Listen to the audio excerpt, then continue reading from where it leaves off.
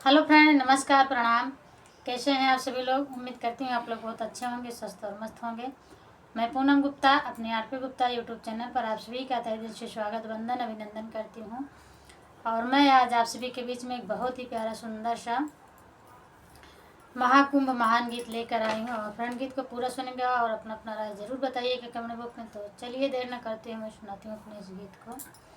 लागल प्रयागराज मेला, बल में चला छोड़ के झमेला। लागल प्रयागराज मेला, बल में चला छोड़ के झमेला। दुनिया के लोग सब प्रयागराज आए, संगम त्रिवेणी में जाय के नहाए। दुनिया के लोग सब प्रयागराज में आए, संगम त्रिवेणी में जाय के नहाए। लैला साथ पैसा यादेला, बल में चला छोड़ के झमेला। लागल प्रयागराज का मेला, बल में चला छोड़ के झमेला। गंगा यमुना के पवन निर्मल धारा, कई के स्नान जहाँ पाप कटे सारा।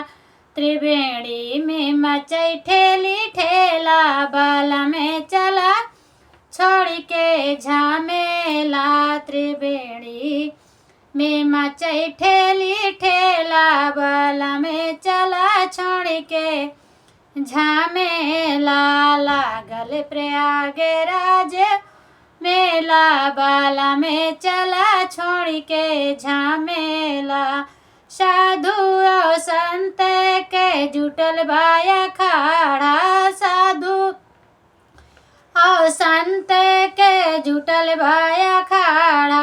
रोज नहाते हैं लागे न जाड़ा, रोज नहाते हैं लागे न जाड़ा। घर पे छोड़ी चला गदेला, बल में चला छोड़ के झमेला।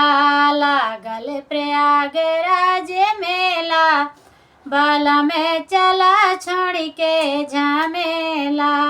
पावन पुनीत प्रयाग की नगरी, पावन सुंदर प्रयाग की नगरिया।